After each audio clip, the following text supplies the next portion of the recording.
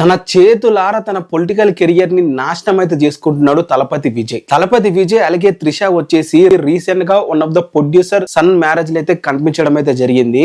ఈ ఈవెంట్ కి ఇద్దరు కలిసి కట్టుగా అయితే వెళ్లారు. వెళితే పెద్ద తప్పేంటి అని అనొచ్చు. బట్ రీసెంట్ గానే విజయ్ గారి పెళ్ళం వచ్చేసి అయితే కోర్టులో కేసు అయితే వేసింది. తన నుంచి నాకు విడాకులు కావాలని చెప్పి నన్ను వేధిస్తున్నాడు, మెంటల్ గా టార్చర్ పెడుతున్నాడు. 3 years గా తను వేరే ఒక యాక్టర్స్ తో ఎఫ్ఐఆర్ అయితే పెట్టుకున్నాడు. సో తన దగ్గర నుంచి నాకు విడాకులు కావాలి అలాగే యాన్మనీ కావాలని చెప్పి కేసు అయితే వేయడం అయితే జరిగింది. సో అది కేసు కోర్టులో అయితే నడుస్తుంది. సో సంగీత విజయ్ గారి వైఫ్ తను ఆ కోర్టులో వేసిన కేసులో కూడా ఎక్కడ కూడా యాక్టర్స్ పేరు అయితే రివీల్ అయితే చేయలేదు. బట్ నిన్న జరిగిన ఈవెంట్ లో మన తలపతి విజయ్ గారు త్రిష అయితే కలిసి అయితే రావడం అయితే జరిగింది. అంటే తలపతి విజయ్ త్రిష తెగించేశారని చెప్పి సోషల్ మీడియాలో కామెంట్స్ అయితే వస్తున్నాయి. అండ్ విజయ్ దగ్గరుండి చేతులారా తన పొలిటికల్ కెరియర్ ని నాశనం చేసుకుంటున్నాడా? ప్రజలు అనేవారు ఒకటి గట్టిగా గమనిస్తారు, వాళ్ళ personal behaviour and personal life ఎలా ఉంది బయట, దాన్ని బట్టే ఓట్స్ అనేవి గట్టిగా అయితే వేస్తారు ఎక్కడైనా కానీ.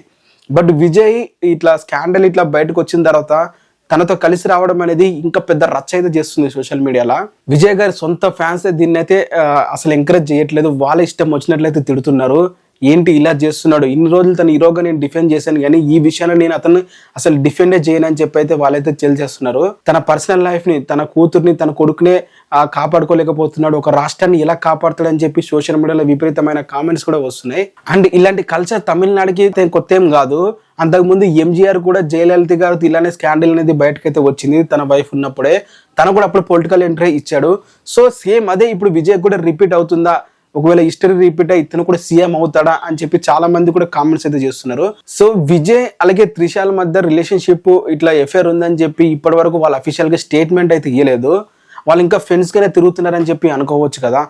సో వాళ్ళు ఇట్లా బయటకు రావడం కూడా, విజయ్ అంత తిక్కలోడేం కాదు, తను ఏదో ఒక స్టేట్మెంట్ అఫీషియల్ గా అయితే ఈ వీడియో నిన్న వాళ్ళిద్దరు కలిసి వెళ్ళిన ఈవెంట్ ద్వారా మనకైతే క్లియర్ కట్ గా అయితే ఇస్తాడు రాబోయే స్పీచెస్ లో అని చెప్పి నాకు అర్థమవుతుంది. ఎందుకంటే పర్సనల్ లైఫ్ వేరు అలాగే ఈ పొలిటికల్ లైఫ్ వేరు, రెండింటిని కలిపి చూస్తే ఏ యాక్టర్ కూడా ఏ పొలిటీషియన్స్ కూడా లీడర్ గా పనికిరాడు నా దృష్టిలో. ఎందుకంటే ఒక క్వాలిఫికేషన్ లేకుండానే మనం పరిపాలిస్తున్న నాయకులు ఉన్నారు. మరి అలాంటిది ఇట్లా పర్సనల్ లైఫ్ లో తన లైఫ్ ఎలా ఉన్నా కూడా ఇలాంటి విషయంలో తను మాట్లాడడం అనేది సహజం కాదని చెప్పి నా ఒపీనియన్. సో జనాలు కూడా ఓవర్ నైట్ ఇది ఒక ఎఫ్ఐఆర్ అని చెప్పి అయితే ఒక స్టేట్మెంట్ అయితే ఇచ్చేస్తారు ఎటువంటి కన్ఫర్మేషన్ లేకుండానే. వాళ్ళిద్దరు ఫ్రెండ్స్ అయ్యి ఉండొచ్చు కదా అని చెప్పి కూడా చాలా మంది కామెంట్స్ అయితే చేస్తున్నారు. మరి దీని మీద మీ ఒపీనియన్ ఏంటి? విజయ్ తలపతి నిజంగానే బరి తగ్గించేస్తాడా లేదా? కింద కామెంట్ అయితే చేయండి అండ్ సబ్స్క్రైబ్ అయితే చేసుకోండి.